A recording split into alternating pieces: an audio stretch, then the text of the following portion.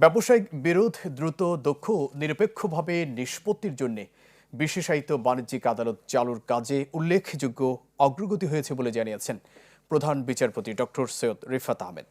সকালে চট্টগ্রামের একটি হোটেলে সুপ্রিম কোর্ট ও ইউএনডিপি আয়োজিত সেমিনারে এসব কথা জানান তিনি।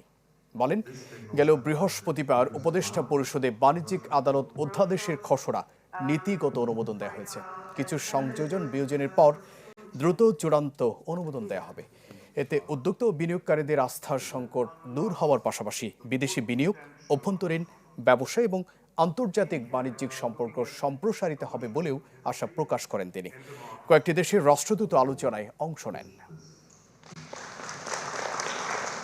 We must operationalize this law with integrity, discipline, and efficiency.